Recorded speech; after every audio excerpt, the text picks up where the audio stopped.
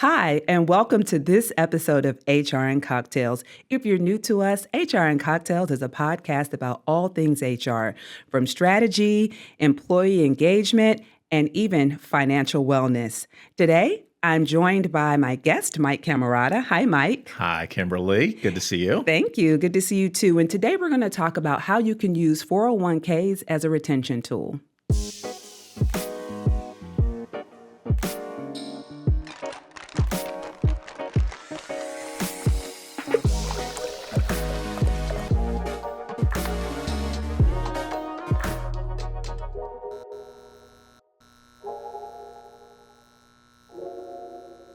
So, Mike, thanks for joining me. Thanks for having me. Tell me a little bit about you and your organization. Yeah, so I have been a financial planner for just over 18 years now.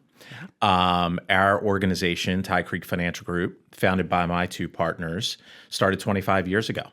I joined as a partner 8 years ago now, believe it or not. So we were built on doing financial planning for individuals.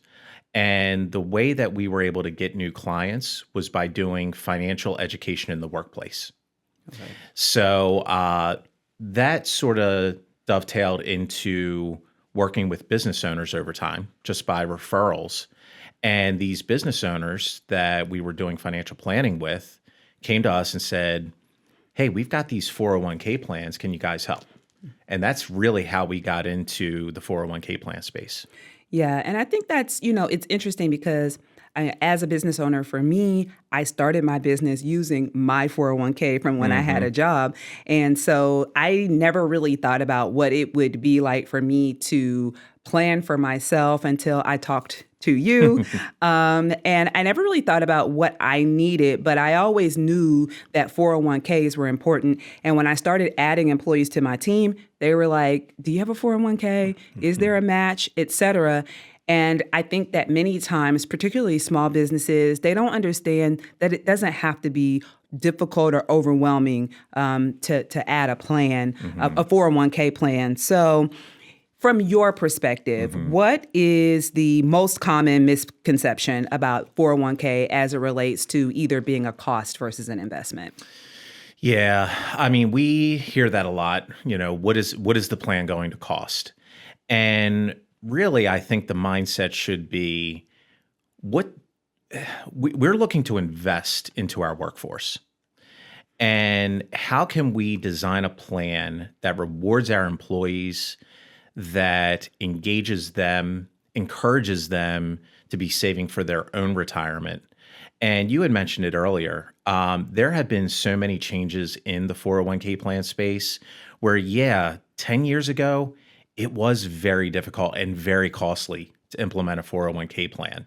But there's been changes in regulation, changes in tax laws to where now there are turnkey solutions out there which are cost effective, and it's not the heavy lift that it used to be. Yeah, and I will honestly say when we put our 401k in place, it was very easy. It was so easy to do. We have our administrator. We have you to assist us with plan design, but it really was very easy to do. And to your point about legislation, now there's so much transparency around fees, how the plan is set up, how you're being charged. And so I think that there was some of that where people just weren't sure, like, what am I paying for? How much does this cost? And with the transparency, now I think that just by nature of not organizations, but the administrators and the fund managers having to show where the fees go, a lot of those hidden costs now have miraculously gone away. They don't exist anymore. So yeah, I think that's good. And so, I think, yes, there's the cost, but when we think about employees, we've had multiple conversations across several episodes about financial wellness, right?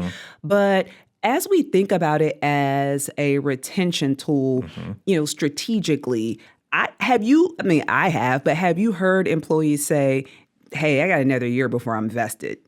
I have heard that comment. Now, That's not typically when I'm on the plan advisor side. It's usually when we're working with an individual doing their own planning. They will tell us specific dates, and it's usually aligned with, when do we get that bonus, or when are we vested in our 401k plan, or whatever other type of incentive plan the employer offers. But yes, Yes. very much so. So it can have people hold on for a little bit longer to say, if I'm on a 5-year vesting end, for those listening, vesting meaning that you get all of the money that your employer has matched. So if you're in a plan where your employer matches, it becomes available to you incrementally over time. And at the end of whatever that period of time is, everything that they've given to you is yours. And so sometimes, especially when you have a really generous match, it makes a difference over It really 5 does. years. It absolutely does. Yeah, absolutely. But before we go any further, I think we should have a drink. I couldn't agree more. All right. So what drink would you like? So I would like a Sazerac. A Sazerac. Okay, a Sazerac coming up. Okay, so our guest today, Mike, chose a Sazerac. So, Mike, why'd you choose a Sazerac? I chose it because this is the drink that my dad and I bonded over. All right, Yeah. Dad bonded over. So let me just tell y'all, this drink is a little bit more, I don't want to say complicated, but it has some interesting steps to it that we don't usually have. So the first thing is that it is, when made correctly, apparently according to the official Sazerac people, when made correctly, it is a drink that is served in a rocks glass, but it's served up.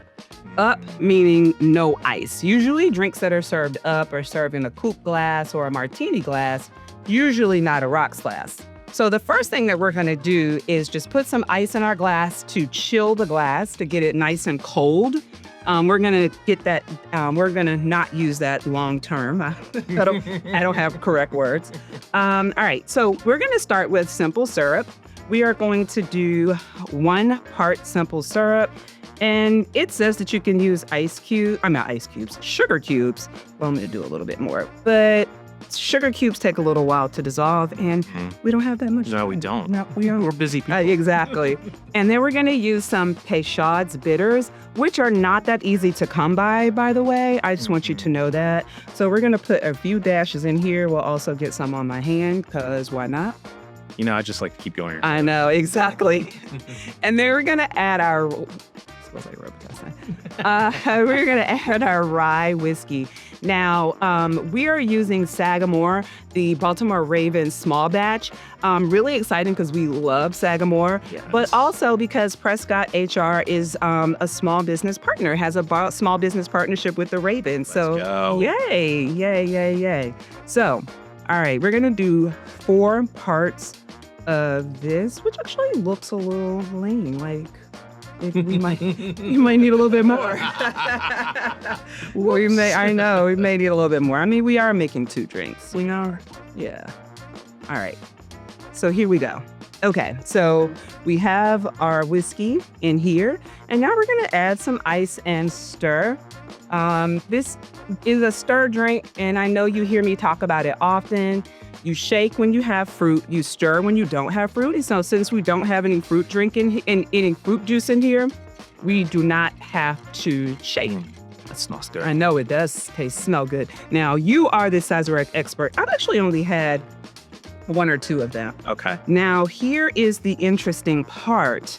So now that we've emptied our ice out of our rocks glasses, we now have to use some absinthe to rinse our glasses. So we have our absinthe, not incense. And so we rinse our glasses and just coat it really nicely. Yep. And it has like a licorice taste, and then we pour it out. So now we've coated it. It has some nice legs, if you know what legs are. It's like the little part that kind of drips down. It has some nice legs on it. All right, so you have this. I'm gonna grab another piece of ice. I just feel like this isn't cold enough. All right, so now we have this. We are going to strain it into our glasses. Is that the right color? Does that Yeah, it looks good. looks good? And by the way, I've seen this served straight and on the rocks. And the rocks, yes. Yeah. But official, according to the official, because I think Sazerac is the official drink of where? It's the official drink of somebody, some city. Yeah, and I feel it's like it's New Orleans. Yes. New Orleans. So when I went on their site, so we'll also get a lemon peel and just get some of the oil from the lemon. This smells really good. Yeah, it does. Yeah. And so, yes, so it's the official drink of New Orleans. And when I looked at it, it says that the official way that it's served is up. Is up. And I'll just drop that on the table. But either way, all right, let's cheers. Cheers. All right, let's see. Let's see if I made it correctly. Yeah. That tastes good.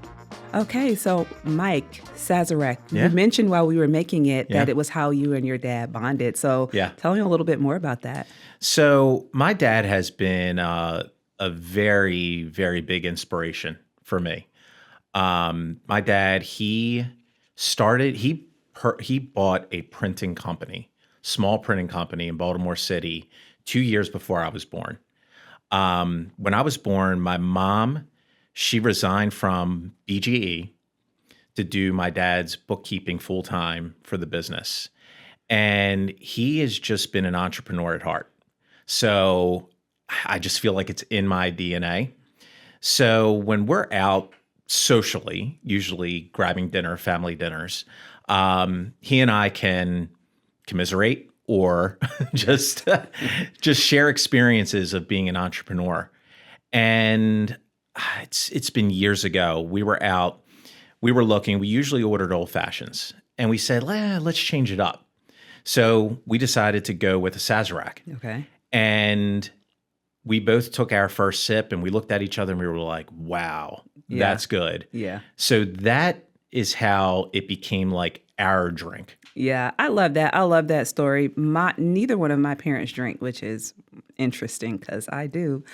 But I actually like this because it's layered. It has, multiple layers. So actually, I'm glad that you chose this drink. I actually really like it. So thank you. You're welcome.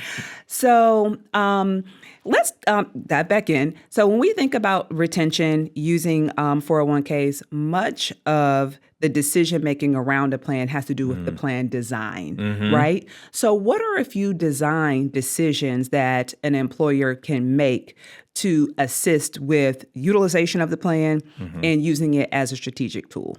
Yeah, so I would say the top one and the one that's most visible is the matching formula. That is the one that your employees are going to care about the most. Okay. Because they want to know, based on my contribution, what are you as an employer going to match? Okay. So I would say the matching formula and the design around that is the most important for an employer to consider. I would say secondly are some of the auto features. Auto-enrollment, auto-increase. I would say auto-enrollment is probably the best thing that an employer can do for their employee. Yep. It is more difficult to opt out than it is to opt in. And if you're automatically opted into the plan, frankly, the employees are not going to notice Yes. that money's being taken out. Exactly. And it gets them into the plan. They don't have to make a decision. Yeah. So those are I would say the two things when it comes to plan design that should be front and center. Yeah, I 100% agree about the auto enroll. I do find that, and especially in entities where employees are not making a lot of money, right? Right. Because in those organizations, many times people are, they really need every dollar that they get, and I absolutely understand that, right? But when you automatically have 2% coming out of your check before you even realize it, 3 months from now, you've been living with this 2% coming out of your check and getting the match.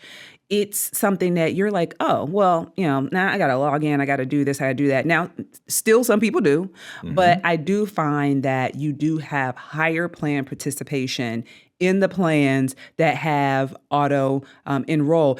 And you probably hear this too. Many employers like, well, I don't want to make a decision for my employees. I don't want to just make them join the plan. You're not making them do anything. You're giving them a benefit and you're helping them to take advantage of that benefit. And then they can decide, I don't want to be a part of this benefit or I don't want this. And if depending on the type of match, and we'll talk about the types of matches that are available, they only get that match if they contribute, right? Now, there are some plans where it works differently, but there's, definitely the increased participation.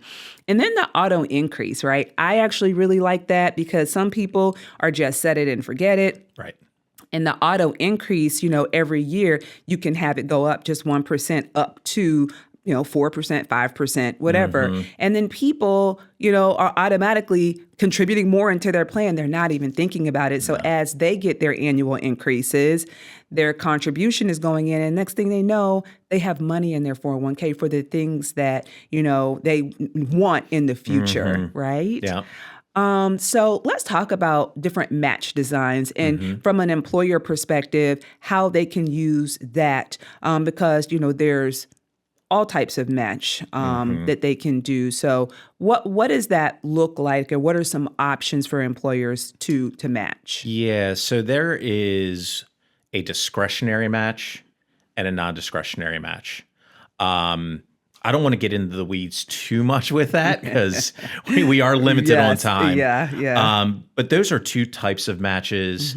And then there's all different types of formulas. Yep. The one that I see as most common is the safe harbor matching formula, because by implementing a safe harbor formula, you avoid testing. You avoid that annual testing to find out if your plan is top heavy.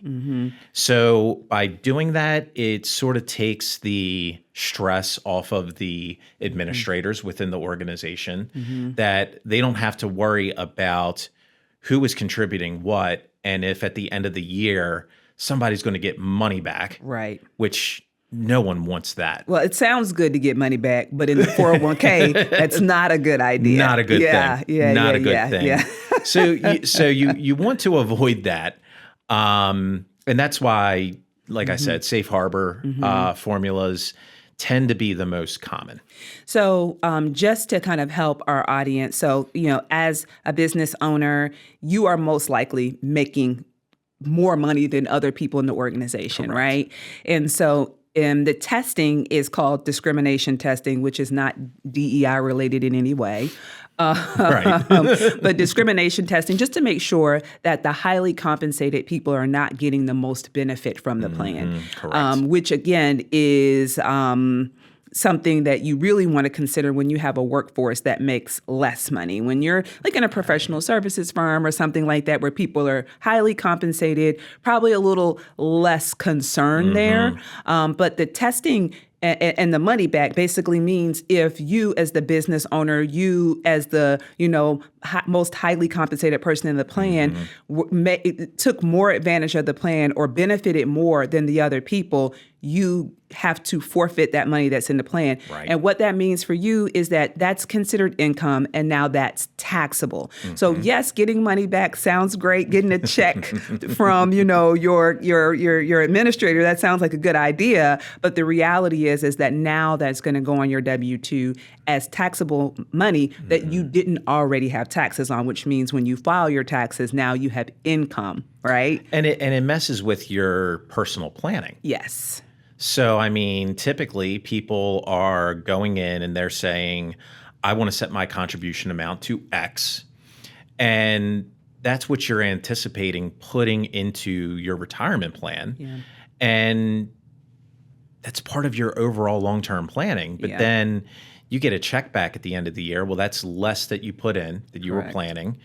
Now that portion is taxable. And now it's like, well, what do I do with this money? Yes, exactly. And so with the safe harbor, high level, what does that look like so that if someone's thinking, well, I don't want to have to worry about if I defer the maximum amount as the business owner that I'm going to get a check back. Right. What does that look like? What is your obligation to your employees in a safe harbor plan? Yeah, so it is a dollar for dollar match up to the first 3%, and then 50 cents on the dollar on the next two. Okay. So basically, if an employee contributes 5% of their own income, you are obligated to match 4. Now, there's other safe harbor matching formulas, but that is the one that we see that is typically most common. Okay. Yeah. Okay. Yeah. And the great thing about it is that you don't have to do any of that adding, multiplying, and subtracting. Right. You get a plan administrator and they do all of that. They do the Correct. calculations. And if you have a payroll company and you have an integration with your payroll company, they can even remit those withholdings, the 401k withholdings, Correct. and even report it back. So I highly recommend using a 401k administrator that has integration into payroll companies, because when people, when you withhold, you have an obligation within, I believe it's 2 weeks, to take those withholdings and send them to the world, Right. so that they can get invested, right? And so sometimes, and I've seen where those, organizations have not done those contributions on time, which is not what you want. So that you don't have to remember that extra step when you run payroll. Just try to find a plan administrator that has an integration with a payroll company, and vice versa, a payroll company that has an integration. Yes. So that you can get the updates when people change their elections, so that they can send everything. And then also so they can assist you when you have that good plan administrator, they can assist you with your annual filings. Right. And there are third-party payroll integration companies out there now. Okay. To where if a payroll company does not integrate with the record keeper of your choosing, you can use a third-party payroll integrator to basically create that link between payroll and record keeper. But yes, could not recommend that more. It just takes so much of the administrative burden Yes. off the employer's plate. Yes. And so that way, because I also think that some of the administration and the fear of, I don't want to be responsible for figuring out funds. I don't want to be responsible for, filing tax documents. And it really is not as administratively burdensome as it may sound.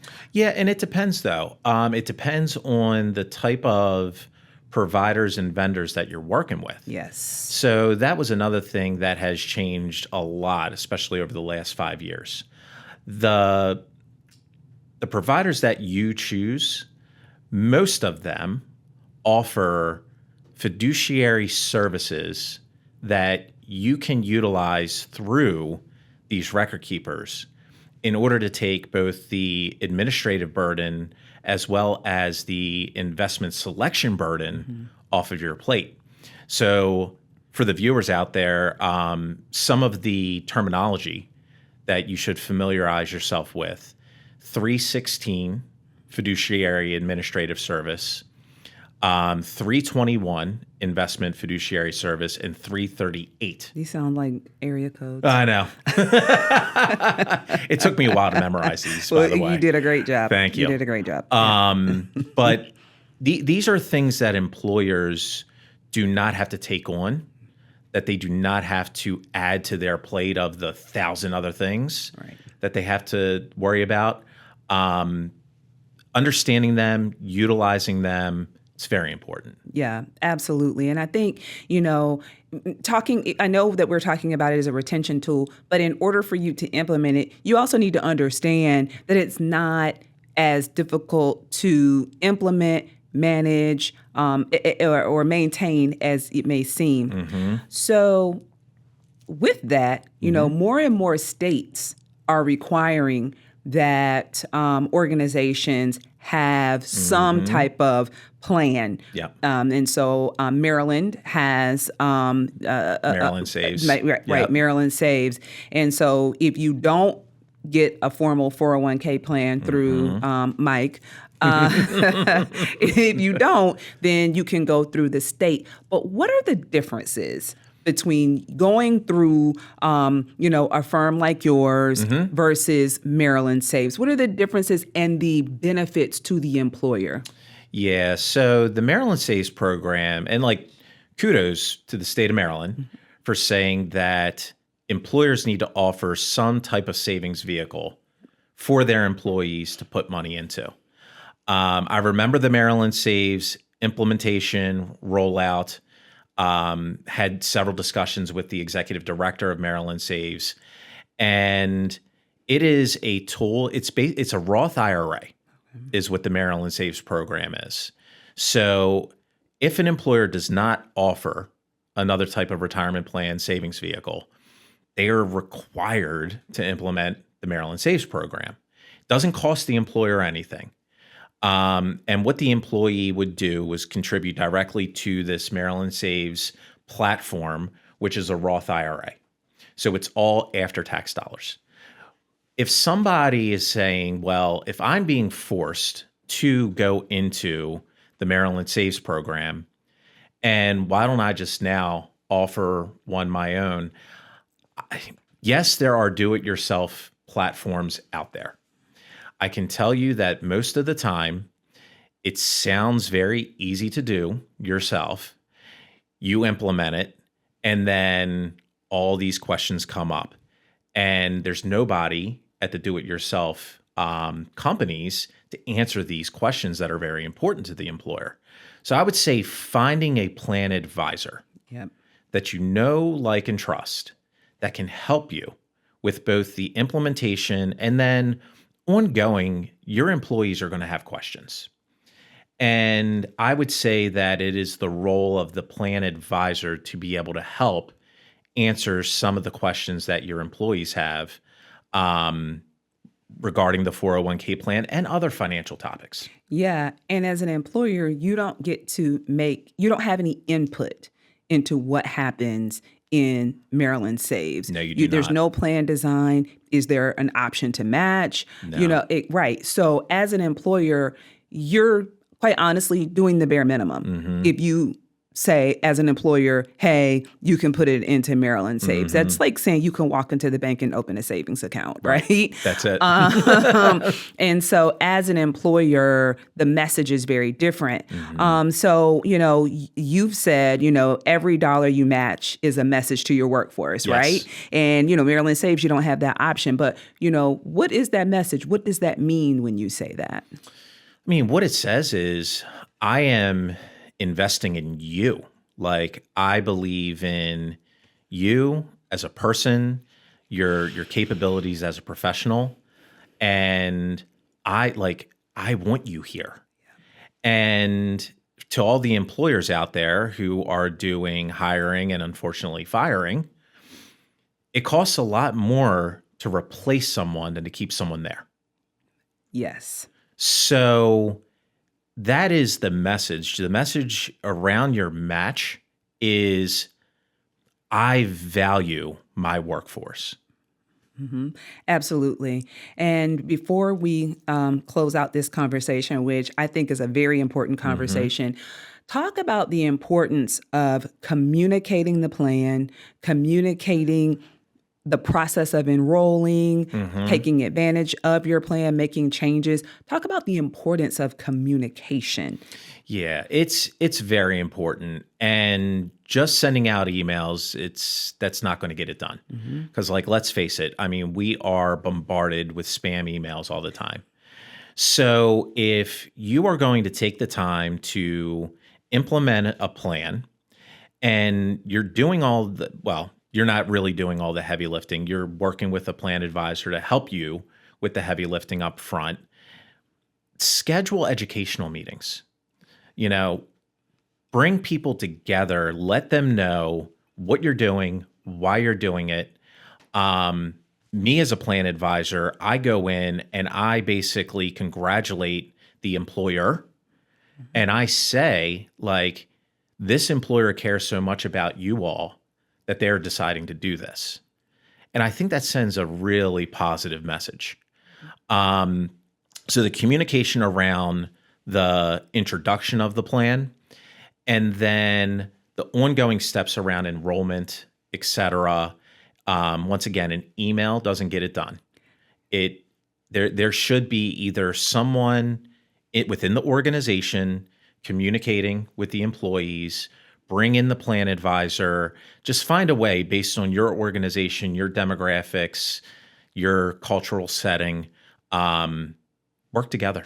And I think that's important because I think that there are many organizations that don't fully leverage whether it's their financial advisor, their benefits broker, they don't fully leverage them and they feel like they have to be fully responsible. But if you have a 401k, you should be bringing in that financial planner because you're not one. Right. You can't give that information, Right. honestly, right? Right. And so bringing those people in to communicate, to answer some of those high-level questions for your employees so that they can get more information than just how to enroll Right. and how to change their investments. So, Mike, thank you so much. I really appreciate you coming in to have You're this welcome. conversation. Thank you for having me. Yes, of course, of course.